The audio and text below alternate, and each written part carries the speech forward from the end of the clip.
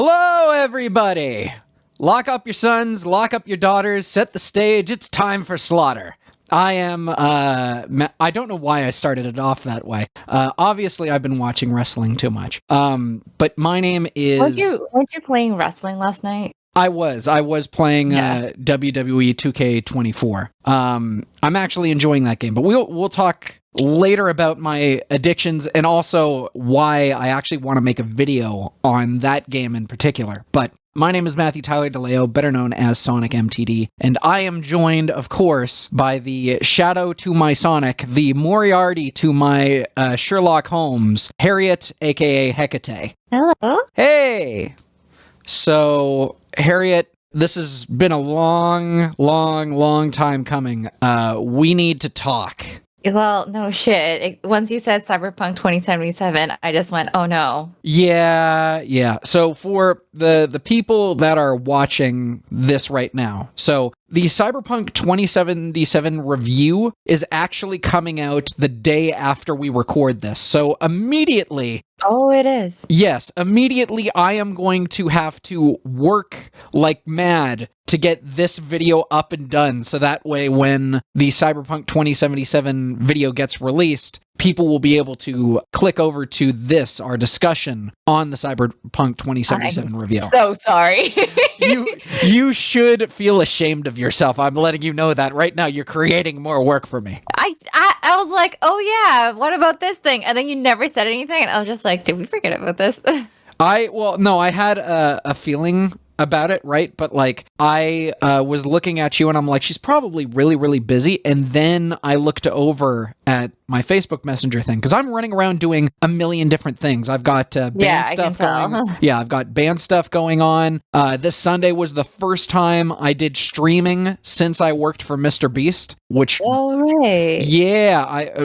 probably going to be talking about working for Mr. Beast a little later on in this. Yeah, so Cyberpunk 2077, for those of you who are not in the know, I have been working on this goddamn review for over 2 years now. Has it been 2 years? It has been 2 years. It was during the middle of the pandemic. This was just after, like, I was working for a pharmaceutical company called Life Labs. I was working in their call center. And quite honestly, I was working on the script in between calls that I would take. Because I was sitting there looking at it going, okay, so long as I have like maybe a 5-minute gap after I've answered a call, if I like wrap up the call and do everything, I can start working on the script and I won't get in trouble with my managers. So like I would answer a call, then take 5 minutes writing a script. I'd have a timer on my phone and then be like, okay, timer's done. Quick, answer the next call before the manager shows up and asks, hey, what is taking you so long answering the next phone call? No. Yeah.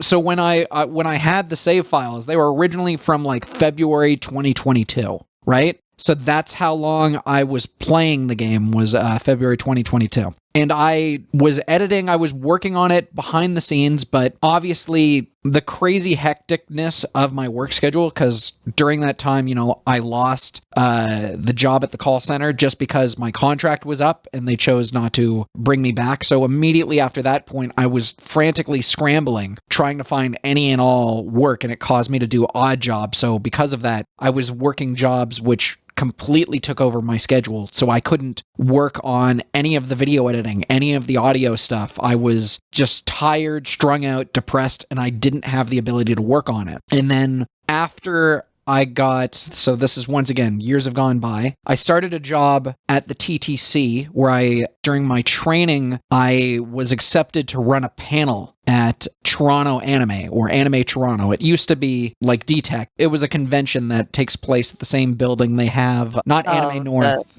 Fan Expo. Okay. So it took place in the same building as Fan Expo. But I was there and I was doing my panel on how to grow your YouTube channel. And, you know, afterwards I'm, you know, shaking hands, kissing babies, doing all of that stuff. Oh my God. One person comes up to me and says, hey, I really liked what you were laying down. Do you need a writer? And I'm like, well, I mean, I write my own scripts. I don't need someone to write for me, but what I do need is someone who can take a look at my scripts and edit them and look at them and argue with me back and forth, because I will say stuff that is highly opinionated that will get into arguments in the comment sections of the YouTube videos, and I need someone to essentially challenge me so that way I can make a better product. Can you do that? And he's like, sure, I absolutely would love that. And I'm like, cool, what's your name? And he's like, oh, my name's Wyatt Tam. And he gave me his business card. And, you know, I sent him the completed version of the Cyberpunk 2077 script. He was able to, you know, review it. He was able to edit it, and we did back and forth sort of drafts between each other, got that done. And then obviously I was working for the TTC at that point, the Toronto Transit Commission, as a streetcar driver, so I never felt good enough to record. It wasn't until I lost that job in February 2024 that I'm like, all right, cool. Now I feel good enough to record this YouTube video. Now I actually don't feel exhausted, winded, and I feel like I can give my YouTube voice in order to do it. So I, you know, recorded the script finally, edited it down. I did the video editing because I had all the footage saved on a external hard drive, and then I got right to the end of the gameplay footage, you know, at the end where it's like written, directed, and starring Matthew Tyler DeLeo, better known as SonicMTD, and it, you know, thank you very much for watching. Please be sure to like and subscribe this video, so on and so forth. That my computer started slowing down, and it started slowing down significantly to a crawl, and I'm like, oh no, something is happening internally. I started panicking, and I'm like, okay, Matt, calm down. We're going to close the video editor. We're going to close DaVinci Resolve. We're going to shut everything down, let it rest for 15 to 20 minutes. Everything will be fine. So I closed DaVinci Resolve, and instead of there being my wallpaper on the back wall of the monitor, it was just jet black. And the only thing that was there at the bottom was basically the start button, and it showed what the time was. And so I tried to click on the start button, and then when I did that, the entire bar was completely pitch black. And I'm like, oh no, don't tell me this. Yeah, don't tell me this is happening. So I did a forced shutdown. I held onto the power bar, you know, for roughly about 5 seconds. Everything shuts off, and I'm like, okay, I don't have time to panic about this. What I'm going to do, I'm going to get my sweatpants on. I'm going to grab my skateboard, and I'm going to go around, you know, the downtown core, get all of this out of my system, so that way when I come back, I won't be energetically frazzled. I will have gotten it out of my system. So I did that. I left. I removed all the external flash drives, because I also noticed that the external flash drive, like one of them that was plugged into my computer, still had power, despite the fact that the PC was shut off. So I came back from skateboarding, and I turned it on. There was nothing plugged into it. It was just a straight manual booting of my PC. Everything was running fine. It didn't take forever to boot up. I was watching YouTube videos. Everything was all right. I opened up DaVinci Resolve. Obviously, I needed my hard drives into the computer, because when you're on DaVinci Resolve, it takes the program files from external sources, and if you don't have them in, it's like, oh, the video files that you're looking for, we can't detect them. Please insert whatever external folders or hard drives that you have. And I'm like, all right, cool. So I plugged in the first one, it showed up on my computer, that was fine. I plugged in the second one, it showed up fine, and I plugged in the one that was still generating power even though the computer was on. And at that point, I realized something catastrophic had happened. The hard drive was not being detected by my system. So it wasn't something as simple as, because sometimes when you have a hard drive that has completely kicked the bucket, you will hear a clicking sound, and it means, okay, your hard drive is really, really, really old. You need to replace this immediately, because it can go at any given time. You will get a warning for that. But to have it where it's just like, hey, it's generating power, but you're not even getting any sort of semblance of it can be found, you're in some serious trouble. And so what I had to do was I sent it to professional data collectors. These guys are like, I can't remember what the term of it is, but they're like, these are the people that you go if you really need data collected from a hard drive. Because the hard drive that was gone, luckily, did not contain any of the audio for my review, did not contain any of the title cards, thumbnails, things like that. That was all fine. But what it did contain was all the video footage for my PlayStation 4. So, like, every single thing that I have recorded on my PlayStation 4 for a possible review or a possible video down the line is on that hard drive. And it's not completed reviews, it's just the raw video footage, right? Ooh. Yeah, that was the heartbreaker right there. So I sent it off, and I called them because I have their contact. I had to call them earlier, I want to say roughly about a year and a half ago, because I had another catastrophic hard drive failure. But this time, it was something that was way more serious.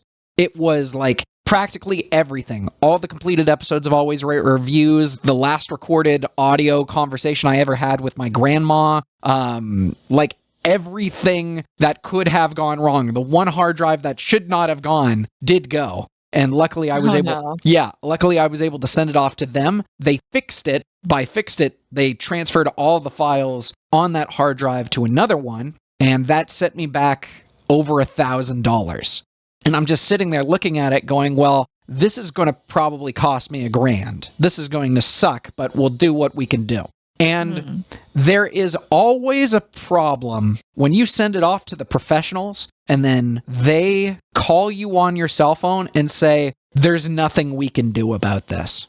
And so, like, yeah, even the pros looked at me and said, yeah, things have gotten so fucked up beyond a reasonable doubt that, fucked up beyond reason, FUBAR, which is a word that you're going to find in the next Cyberpunk video. But things have gotten so fucked up to the point where there's nothing we can do. We can send you the hard drive back. We're gonna bill you for shipping fees or whatever. But like, yeah, there's nothing we can do. But you can go and attempt another company. And I'm like, dude, there's no other company in Ontario as far as I know. Because I've gone to Canada Computers, I've gone to like 3 different organizations, and the moment I brought up data recovery, they looked at me and they're like, okay, we don't do that anymore. And I'm like, what do you mean? What do you mean anymore? Did you get a hard drive that had Sadako from The Ring on it? Like, what the fuck happened? Oh my God. So facing that catastrophic issue, I now had to make a choice. I either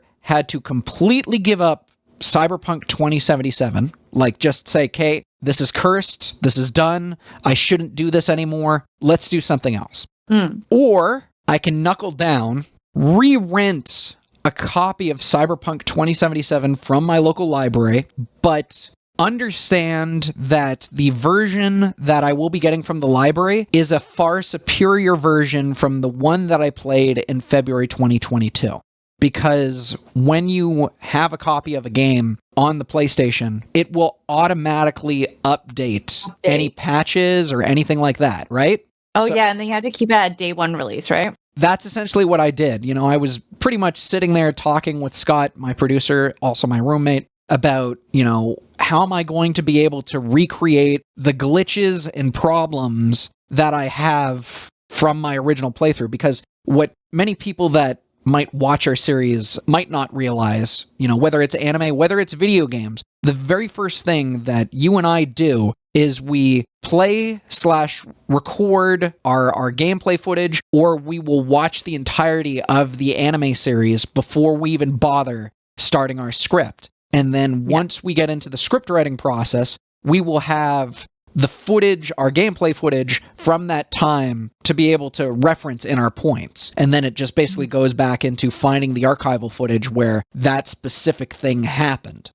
So for this particular one, like, Scott looked at me and he was like, well, I'll tell you what you can do. The easy thing, which you pretty much alluded to earlier, is you play the day 1 version. And I'm like, what are you talking about? And he's like, well, simple. You have your Ethernet hooked up to your PlayStation 4, which automatically updates. And I'm like, yes. Well, you can still play games without the internet, right? And I'm like, yeah. And he's like, you're playing the day 1 version. You're playing without a single patch. And I'm like, oh no. Because I'm from the perspective of myself, I know that it's going to be buggy, but also it kind of feels like I'm killing something sacred. You know, it's just like, oh, I am making things even worse. But that's what I had to do. And so what I did is I played the entirety.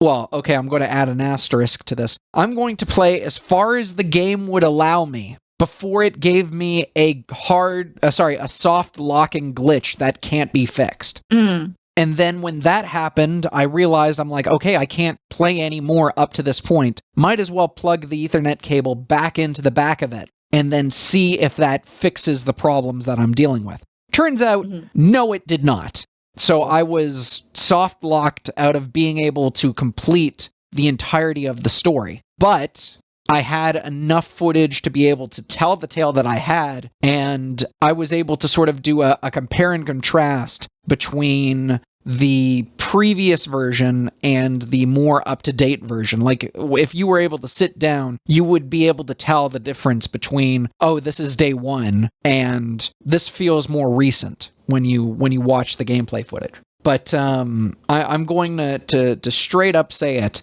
It is very rare that I play a video game that makes me motion sick. And yeah, you can already tell where I'm going with this. The only video game that made me motion sick ever before day one Cyberpunk 2077 was a VR game from, if you play like Ace Combat 7, Skies Unknown. You put a VR helmet on and all of a sudden you're in the middle of a dogfight. And I couldn't get past 2 missions without completely sweating, feeling like I'm going to throw up, feeling like I'm nauseous. I'm like, okay, I can't play this anymore. But Cyberpunk 2077, I'm just sitting there playing the game normally, launch version, and the frame rate was all over the place. The characters were all over the place. It legitimately was making me feel ill to the point where I'm like, okay, I need to stop, put this away, go away for a second. Oof. Yeah, and it was bad.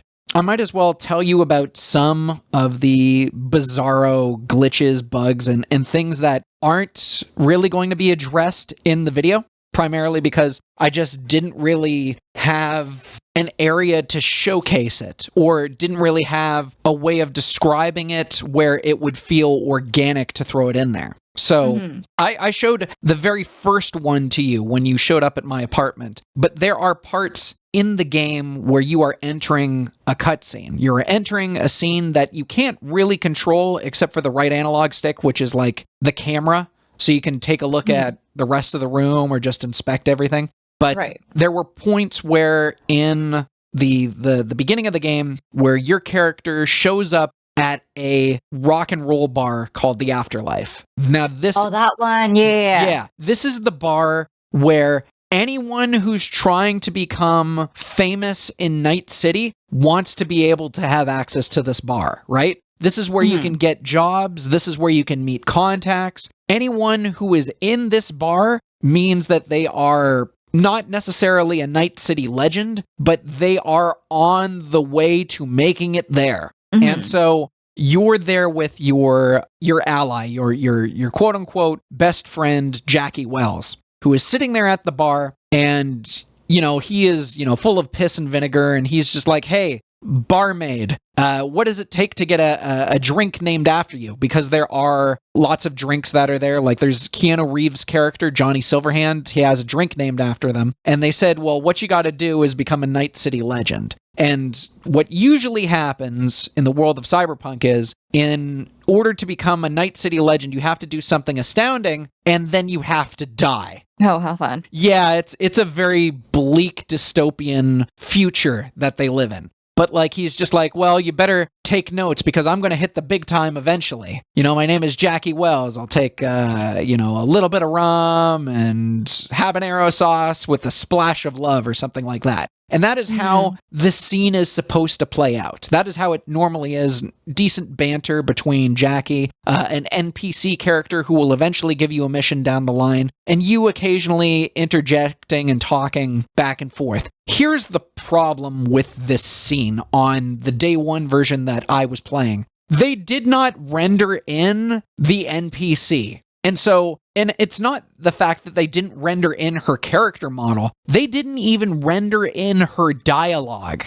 So you're just sitting there at the bar, and Jackie Wells is having a one-sided conversation to nobody. it sounds like he is suffering from multiple personality disorder a la Fight Club. Like he has become both Jack, funny, his name is Jackie, both Jack and Tyler Durden. And I'm like, who are you talking to? It's like, oh, you add a shot of rum and a little splash of love. And I'm like, cool. But there's no one working behind the bar there, Jackie. And there's another part where, once again, it's in the beginning of the game, slightly later. It is basically what will set up the chain of actions which leads to the main game finally kicking off, which is the heist at Arasaka Plaza. There's a part where, everything has gone completely tits up. You now have an entire military force that's after you. You have crashed into some type of maintenance catwalk hangar bay, and the cargo that you are supposed to be looking after, a biochip that apparently has someone's consciousness, Johnny Silverhand's consciousness, on it, is losing power. And it means if someone doesn't take it, everything will be completely, like, your entire reason for doing this heist will go up in flames. So at the very least, make sure that everything is decent. Jackie takes the biochip and puts it in his neck. But while all of this is going down, while all of this panic and confusion is going down, he has called one of the people that has contracted you to do this job because he is asking for assistance. He's like, hey, everything is crazy. What do we do? What do you recommend we do in this situation? The problem is, once again, the audio for the person that you are supposed to be talking to. Are they not there? They're not there on the line. Oh, God. So it's like Jackie is basically calling out to the void, and it sounds like he's having a coherent conversation with himself.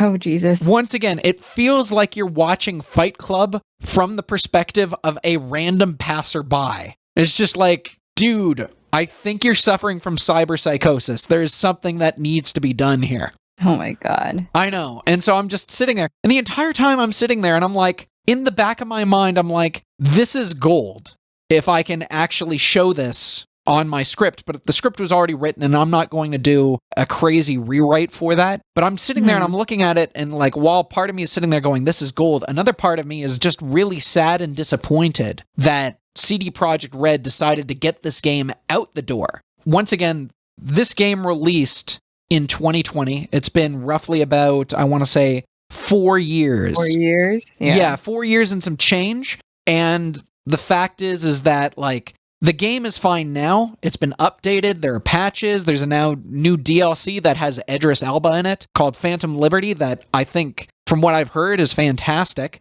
But it is inexcusable that the game was put out in the state that it was. And it is inexcusable that a game that is still 4 years old is still being sold at launch price. So, really? Yes, if you go on to Steam right now, as we speak, as I record, it is still $79.99 Canadian, which is what it originally launched at.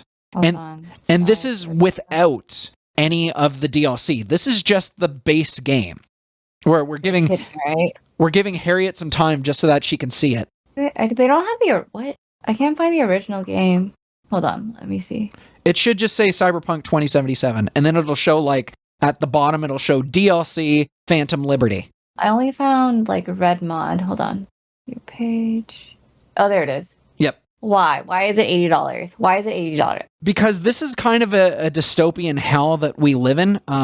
So earlier, I made a video talking about why we still need physical video games. And the reason for that is when you have a physical video game in a store like, say, Electronic Boutique, aka GameStop, or a Walmart, or so on and so forth, there comes a point where when the game is on a physical shelf, it will be a massive, expensive thing, but then games retailers will look at it and go, okay, we are not making any serious profit on it. We need to get rid of these physical games so that the next major release title will be able to fill our shelves. So games will depreciate in value over time, so that way the next big thing will come on. And that is one of the reasons why, like, games will start off at $80, then decrease to a $40, then $30, then $20, and then eventually it'll be like $19.99 in the, get rid of it bin. Oh, yeah. Yeah.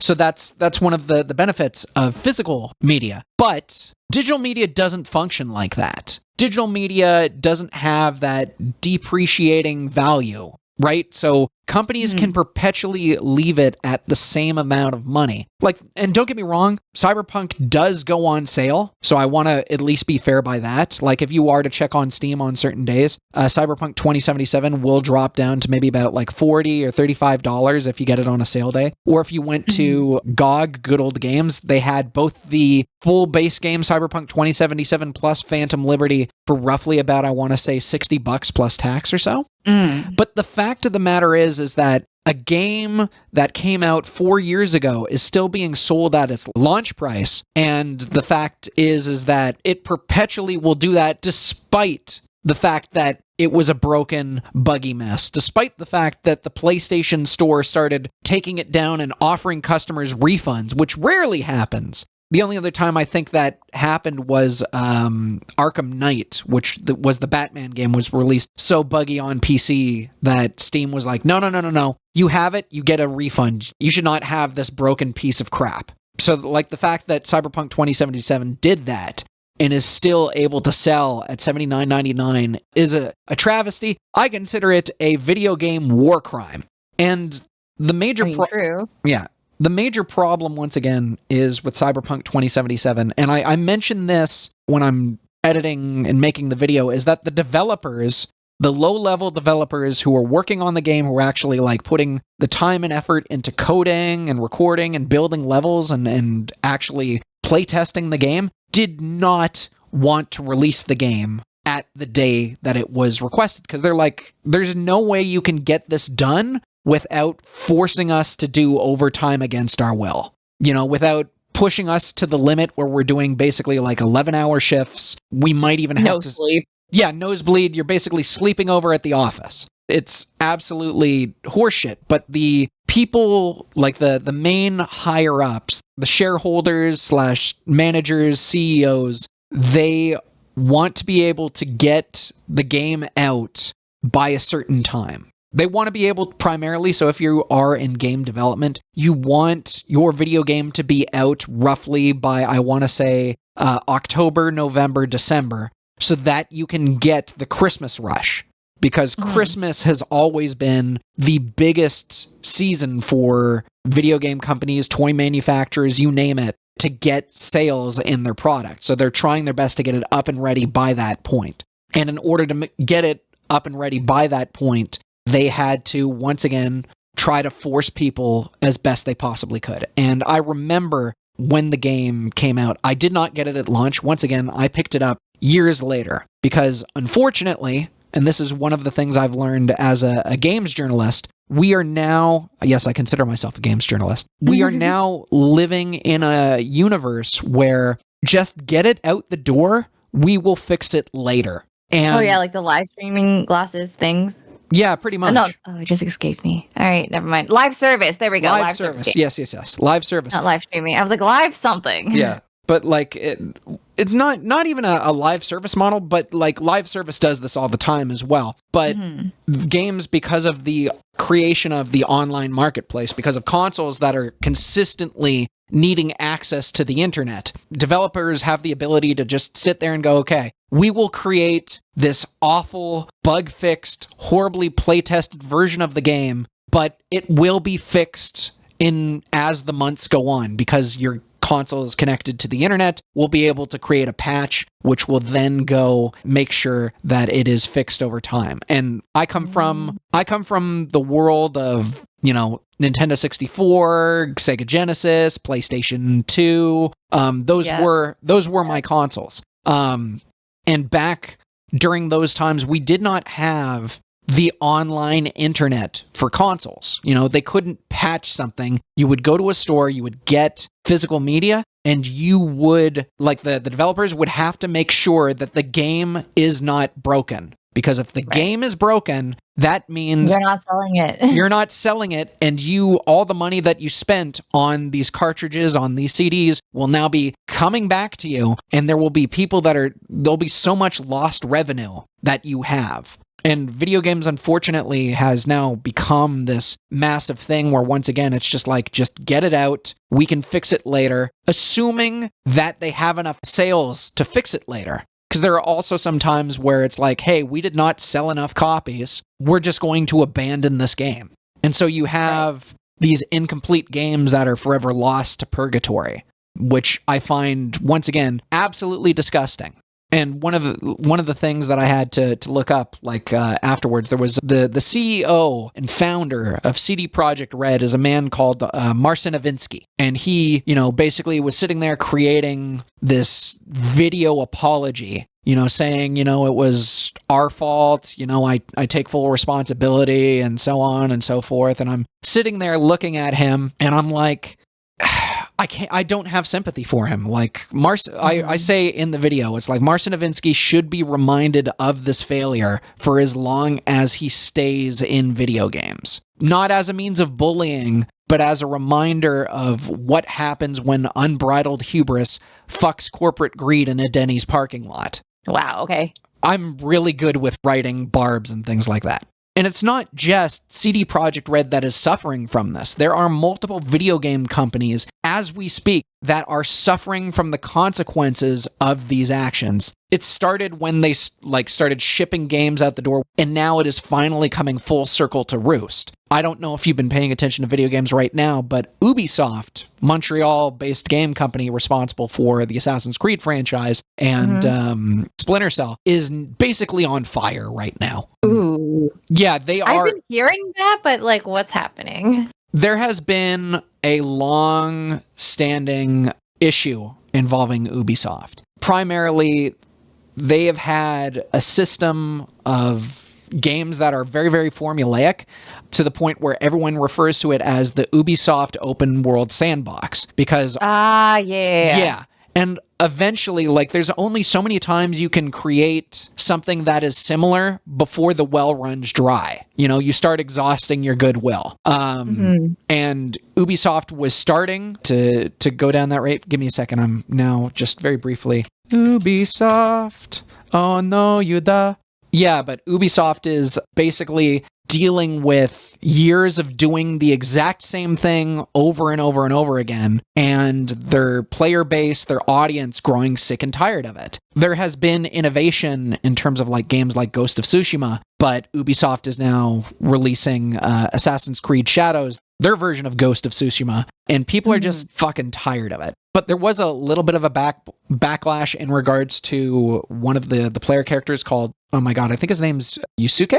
He was basically they had him as a black samurai character, and then there were... yeah, he was during the Sengoku period, yes. Yes, and a lot of people are taking umbrage saying, oh, he wasn't actually a samurai. And I'm looking at it going, you do realize that these are video games that are not supposed to be 100% historically accurate. It says so when you launch the game. If Assassin's Creed was 100% historically accurate, we would have a massive issue with the Knights Templar right about now. Oh, yeah. Yeah.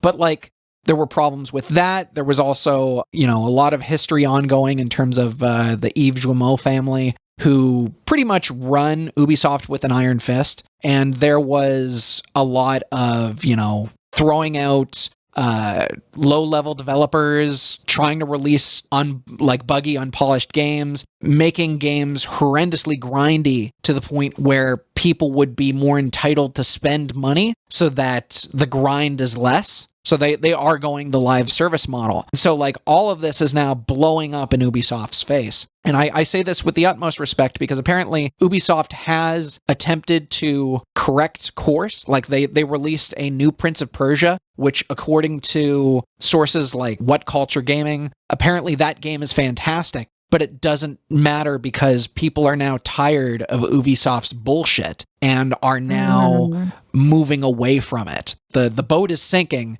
and they're trying everything they possibly can do to bail out water. And I don't necessarily know if there's anything that could be done to course correct or to fix this. I honestly have no suggestion because the only suggestion I would ever have is put out good game products, put out legitimately good, innovative games, even if sometimes they're a gamble. Stop making it so that way you put so much money into a game that you have no choice but to sell 5 million copies. Otherwise, it's considered a failure. Because a lot of companies are now sitting there going, if this game doesn't make 5 million copies, then it'll be considered a financial failure. Why are you sinking something, like, why are you putting so much money into that? Why don't you do what Tango Gameworks does with Hi-Fi Rush? And even then, there are companies that are looking at Tango Gameworks and saying, okay, well, we acquired you, you made a lot of money, we weren't expecting that, but we're still going to lay you off in order to... Oh, yeah. Yeah. To save money on costs. It's really easy to cost cut if you're a CEO and executive. It is so easy to just look at people that are below you and say, okay, you are not entitled to your livelihood, get lost.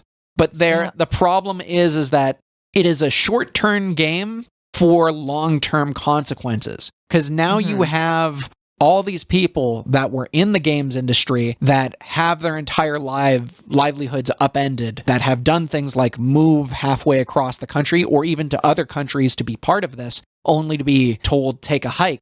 They're now burnt out and they're now leaving the video game industry in massive quantities. So, yeah, so this is, you're now basically creating your own downward spiral. And as well as, if companies are only trying to get that profit margin, you need to sell more than 5 million copies, it means that they won't take gambles on new creative video game IPs. They'll sit there and look at it and go, okay, just make another Overwatch or make another Call of Duty.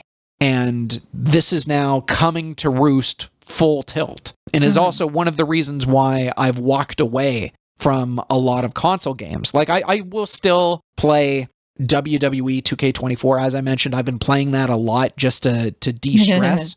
But like, outside of that, I am playing a lot more indie games now on Steam. For example, very recently, I'm going to open up my Steam account, but like, I grabbed a, what is the correct term? It's one of those interactive stories. It's not even necessarily a game. It's a dating sim called I Wanna Hug That Gator, which is like, you're a dude who falls in love with a anthropomorphic alligator who is bound to a wheelchair. Oh my God. What are you, Florida man? I mean, I am more than willing to admit that but that's the beauty that is in regards to Steam. You're able to take chances on things off the beaten path. Yeah. You're able to pick up, instead of like grabbing Call of Duty, you're able to grab things like, oh, look, Crypt of the Necrodancer, or Dave the Diver, or Citizen Sleeper, or Doki Doki Literature Club, or Disco Elysium. I mean, sure, there are still AAA games out there. Like, you'll have your Bayonettas, you'll have your Resident Evil remakes, but there is much more variety, and you're able to go down this wonderful rabbit hole where you're able to find new games, new genres that you never would have heard before.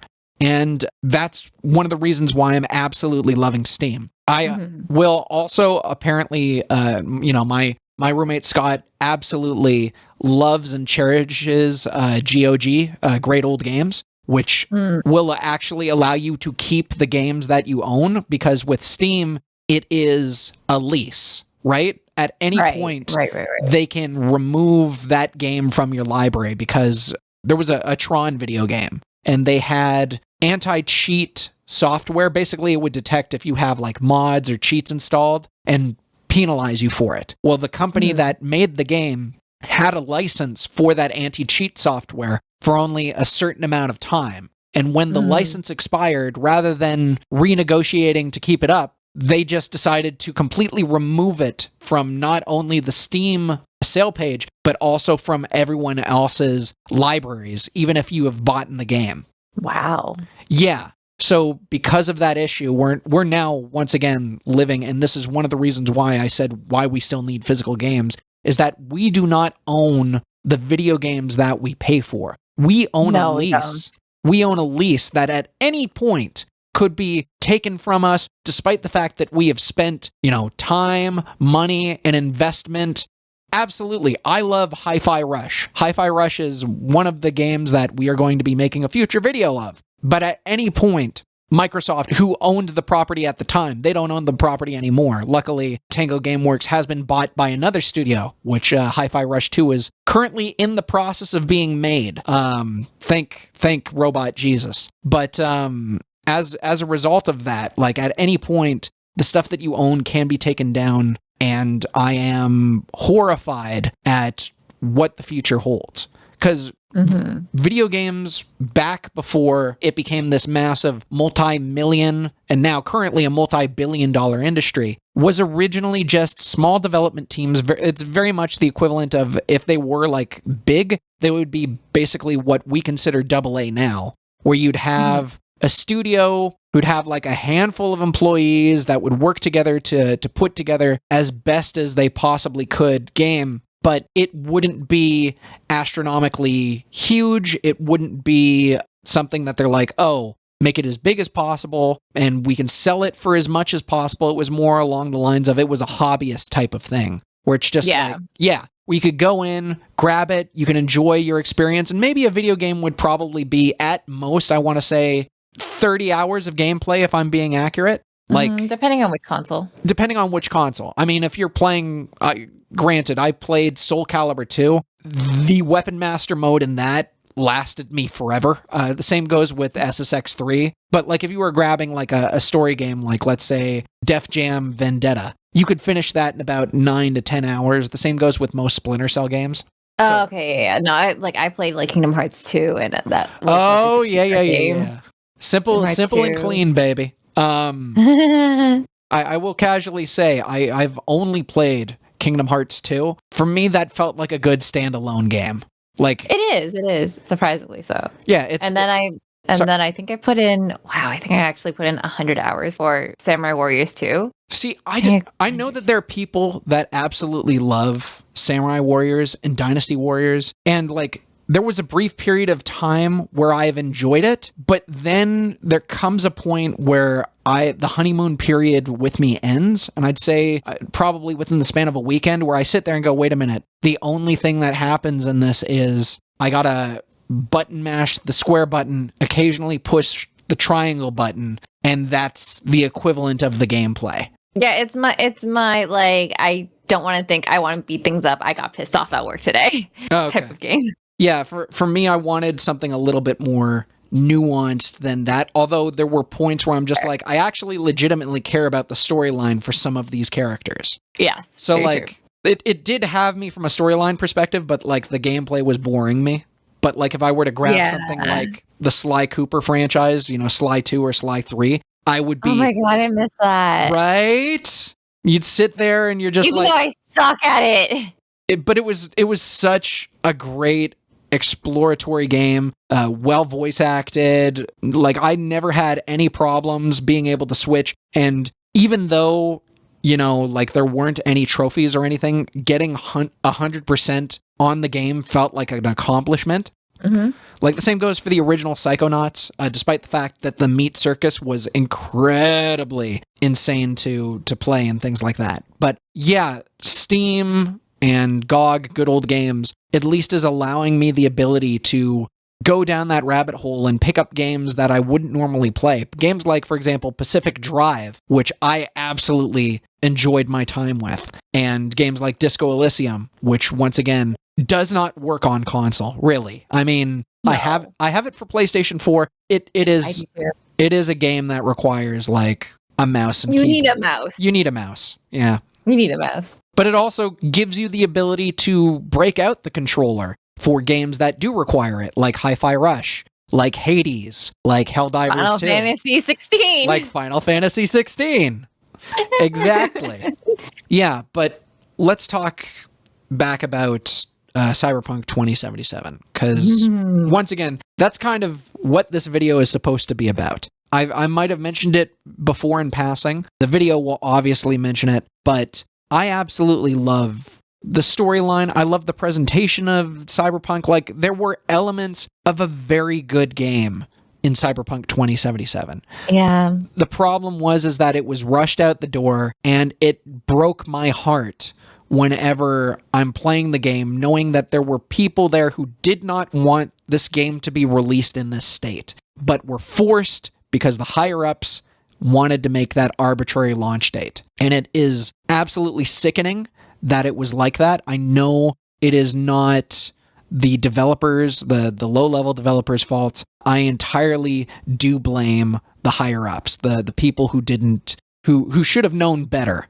And once again, this is a problem that exists all throughout the gaming industry. The people that are in leadership positions do not play video games, have not worked on video games, do not know the struggle, the effort, the amount of work that needs to go into making sure that something good is launched to the general public. The only thing that they care about is making sure that their shareholders are happy and making sure that their wallets are happy as well, which is disgusting. Yeah, pretty much. Yeah, unfortunately, that is what the gaming landscape is as of right now, at least for like the big AAA companies. And I hate it. I absolutely hate it too. Don't worry, I hate it too. Are you playing anything new, Harriet? Because now we're in the tail end of Cyberpunk 2077. Like everything that I need to say will be in the video that is releasing tomorrow. So, of course, no, not exactly. I mean, so for my birthday, everyone, like including Matt, just got me Final Fantasy 16 because they were asking me, "Oh, like, what do you want for your birthday?" And legit, I had no clue. And I was just like, either a new computer monitor because one of my computer monitors was a TV and it started fritzing in and out when I tried to like open or close Netflix. Not sure why. It's just a really old TV. So what you're saying is I got you 2 birthday presents without knowing it. Yeah, pretty much. You gave me one for free. Matt gave me one of his old computer monitors, which I am very grateful for. It works great, so we're fine. It was perfectly fine, yeah. Yeah, and then so my friends got me like Final Fantasy 16 with all the DLC, and I was just like, "Oh, cool, thanks." Yeah, it was like because I knew for a fact that you wanted to get the Phoenix Wright, well, more the Miles Edgeworth, Apollo Justice, and one of the Phoenix Wright games. Because the original trilogy I technically have access to, or I don't really care about because I already know the story of it. But Apollo Justice, I have not. Like, I don't even know a single case from it. And then, of course, the Miles Edgeworth. Wow, I don't remember their names right now. Yeah, the Miles Edgeworth one was ones I haven't even touched. So I was just like, those two, if anything. Yeah, there's that. For me, I'm looking forward to a lot of games. Like, I'm playing demos of upcoming projects that haven't been released. There is a rhythm-based game called Unbeatable, which is going to be released very, very shortly. There's also a game called No Straight Roads. Yes, which I currently have on. Oh, do you now? I bought it. I just haven't played it yet. I'm debating whether it's not as rhythmic as Hi-Fi Rush, I think. That's what I've not, heard. But so I did actually look at one of the reviews from one of the console people. It's like, if you want a more true to Hi-Fi Rush experience, play on the harder difficulties because that requires you to be in beat and rhythm. So there is that. So I'm probably going to be playing that one on the hardest difficulty, not because I'm an edgelord, but because I really enjoyed my Hi-Fi Rush experience and I want something to play more like that. I also picked up a game, surprisingly enough, called Rhythm Doctor, which is a game which, quite honestly, the only thing that you are doing is you are pressing the space bar, right? But it is a game where it's just like you're part of you work for a hospital, but you're doing a work from home thing. And they're like, yeah, you're dealing with people that deal with heart issues, like cardiac issues. And what we need you to do is we need you to keep time to the beat for these songs. And it's not as simplified as Hi-Fi Rush, where it's just like, okay, you have to go in 1 and 2 and 3 and 4 and 1 and 2 and 3 and 4. When you play Rhythm Doctor, and it's a game that still is it hasn't, the campaign isn't fully uploaded. They're uploading it like month by month practically.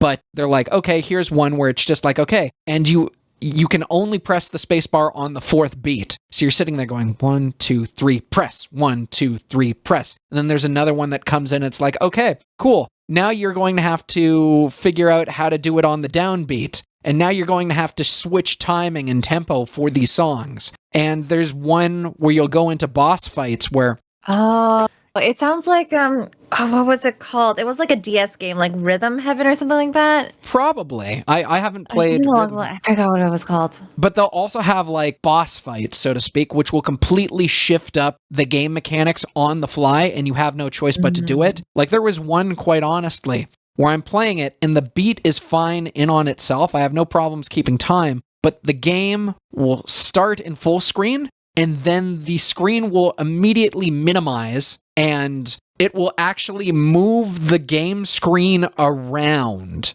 while you're playing it. So it's like it got to the point where I couldn't even look at the screen. I just had to focus on the beat in my head and press the spacebar in time. Because it would do things where it's just like it's now on the screen and it goes all the way down and is off screen. So you have no idea what's on. So if you're just a visual focused person, you have to focus entirely on the beat. And it is a game that is like in chiptune style, right? Like it is, I believe like 16-bit graphics is what we're kind of dealing with. But like there is heart, effort, and there are parts of the game where like I'm oddly touched and like really, really into it. So there's that's going on. There's also a game coming out sometime in either the end of October or maybe November, December. They haven't said what. It's going to be released as soon as they're scrambling to get the bug fixes. But it's a game that's called The Precinct. And The Precinct, the best way to describe it is, have you ever played the original either Grand Theft Auto 1 or Grand Theft Auto 2 or have seen footage of those games? Not that I know of. Not that you know of, okay. The Precinct, it's a third-person sort of isometric, the camera is like over the top of your character, and you are playing a police officer who is joining the force. Just fresh out of the academy, your father was like a legendary member of the force who unfortunately died in the line of duty, and you are sort of a cop who's trying to learn from the ground up. Now, I'm also part of their Discord, so I've been getting like, little things back from the developers. This game is going to be roughly about 8 to 10 hours at most if you're just playing the storyline. But there will also be parts where you're not doing storyline missions, where you're actually a beat cop. Well, you'll sit there and you'll be like, oh, there's someone who's doing graffiti. And it basically is like, how are you going to prosecute these people, right? Like there are some people where it's just like, hey, don't use your guns, use the necessary required amount of force. And you'll bring in a person into the precinct and they'll be like, did you read this person their rights? You didn't read them their rights? Okay, you're not going to get as much experience as you normally would. So it like makes you, I'm intrigued by this. The game currently has a demo out, which I've played. It's the demo is roughly about, I want to say 15 to 20 minutes long, depending on how long it takes you to get it done. I've played about 2 hours of it in total. So I'm liking what I've seen so far. I can't give it a thorough recommendation yet because once again, the game has to be fully released, and maybe I might do like a small, in my honest opinion on it. There's a lot of indie games that I've wanted to give a try to, like that, Fallen Aces, which is great if you're into like classic Doom but want it to be in a noir setting. There's Fury, which I did a live stream on this past Sunday, which is like a rhythm-based bullet hell. There's nice. Yeah, if you want to see it, go take a look. The most recent live I did is like Let's Botch Fury. Although there's a huge chunk of it where I have to pause the game because one of the people who joins on my chat really loves giving me philosophical questions that require me to take time to think and put effort into it. And I'm like, if I'm playing a bullet hell, I can't really divert. I either play the game or I answer the question. So there are times where I'm just like, fuck it, I'm going to pause this for 15 minutes and answer this long-winded question to get it done. Oh my God. I absolutely hate it. But at the same time, I'm like, this is why I do live streaming, because I want to not just play video games, but I want it very much to be the equivalent of me on your sofa playing video games and talking with you. That's what I want to get done. You know, I am not a really great gamer where like, oh, I'll become the best player on the entire Call of Duty server. I'm not the worst gamer where I'll do something that hilariously happens, but what I will do is I'll play the game to the best of my ability, and I'll try my best to be as personable as I can be. At least that's how I like it to be. But either way, I am tired. I am practically done. Harriet, is there anything further that you possibly want to talk about in regards to this episode, or anything you wanted to bring up? No.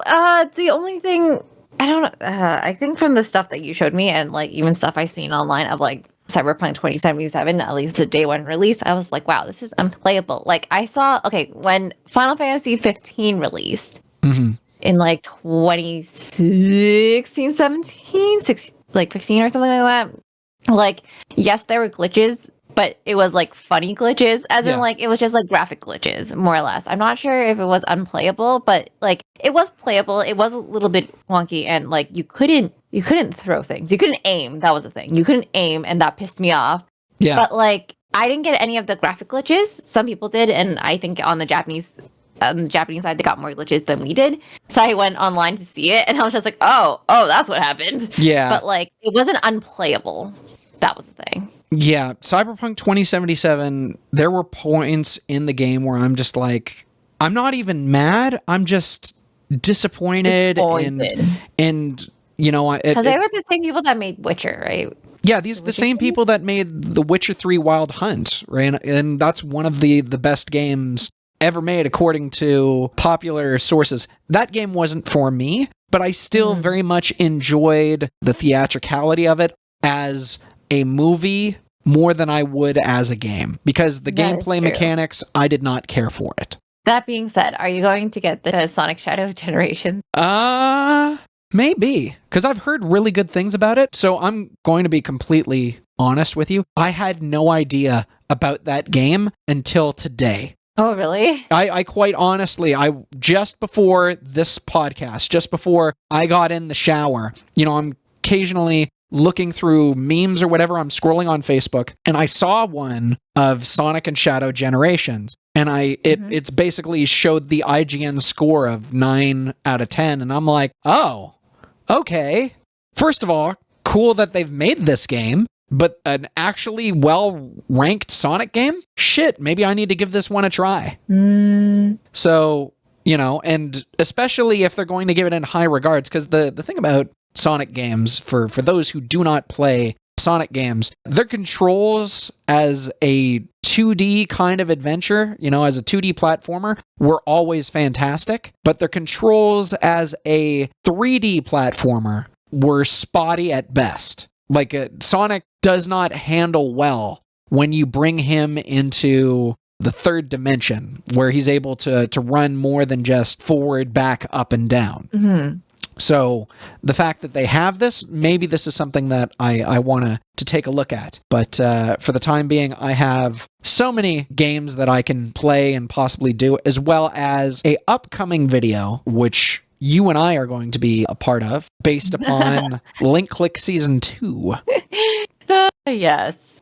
And of course, there's going to be another We Need to Talk. Actually, no. You're already rented it for at least that section of it, so... Pretty much. So that's one of the things that happens with these videos, is I very much enjoy having a debrief, talking about, you know, what went into the video or anything new that might have happened. But for Link Click Season 2, the only thing I'd really tell about is like maybe the recording process has changed. I will actually casually say something. This is more of a tech nerdy kind of thing, but the screw up of Cyberpunk 2077 and making me re-edit it has actually made me learn so much more about video editing than I thought I would have. Because, I'll explain something very briefly. So this is something that you would not notice when you video edit, when you do audio editing in particular. You were told there are these meters that are on the side of the screen that go from green to yellow to red. These meters are kind of like an example. If they go into the red version, if they go to the very top,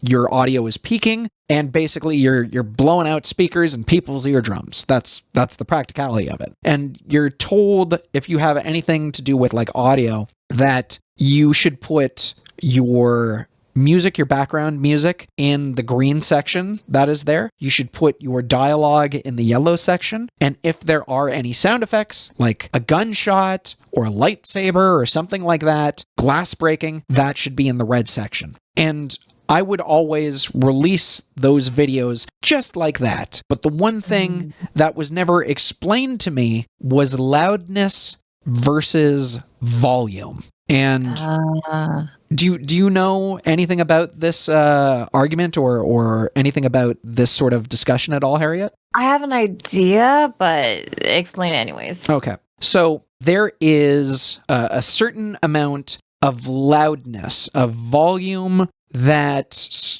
mediums will be able to handle. Like, I believe film and TV is like minus 24, which is measured as loudness units. It's LUFS, LUFS, but it's like loudness units something something.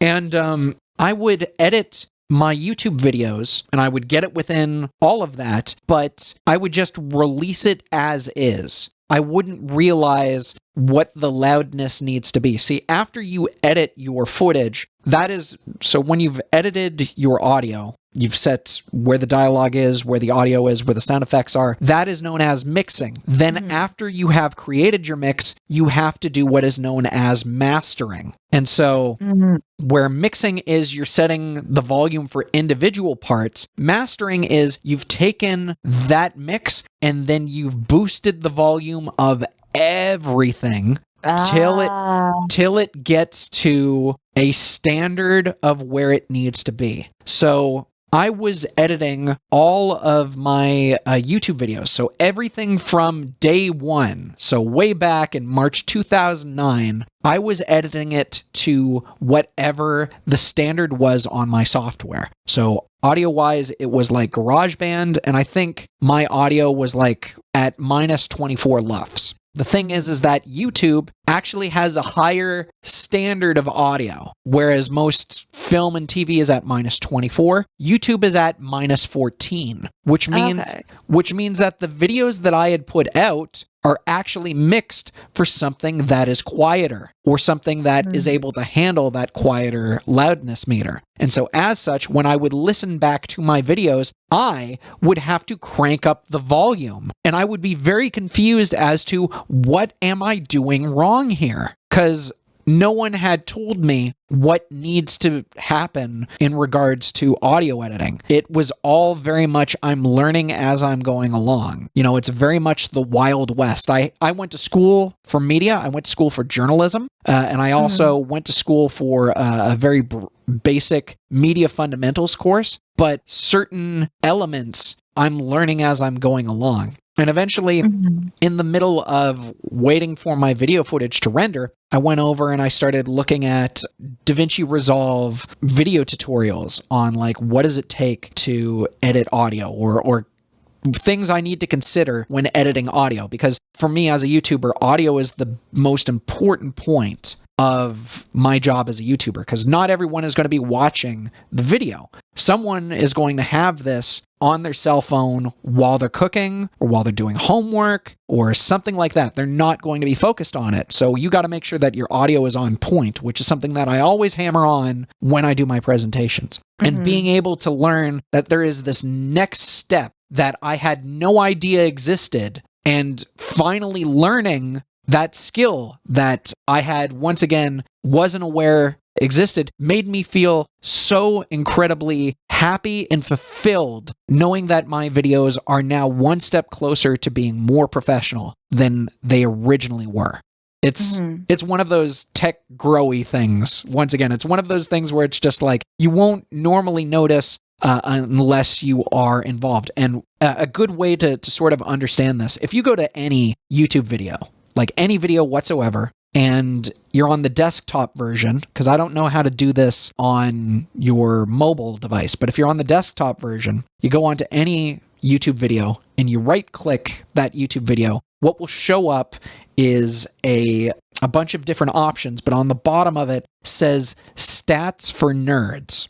And it tells you all the information that goes into it. And one of the things that they mention is volume and normalization, which is like if your video is mixed too much, they will mention that YouTube basically had to cut off your audio and you lost a huge chunk of your audio. If your video is way too quiet, YouTube will let you know how many decibels your video is too damn quiet. They won't do anything to improve it except for taking your loudest portions and making them hit the level that it needs to go. But it means that you end up losing so much audio quality because your video could have been way louder, but you didn't realize what you needed to do in terms of loudness in order to do it. So for me, I'm glad that Cyberpunk 2077 in a way failed because it means that everything that I make going forward is going to be so much more well put together. And I am very proud of myself.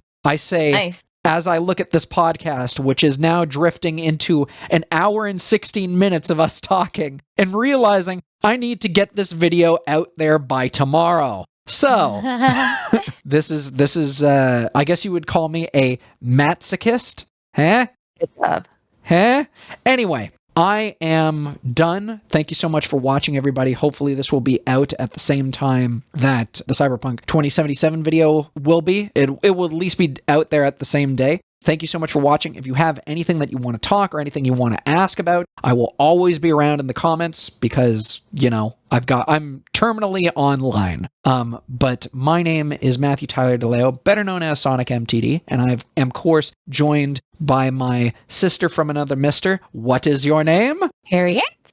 Also known as Hecate. And thank you so much for watching. Arigato gozaimasu, and later days. See you later.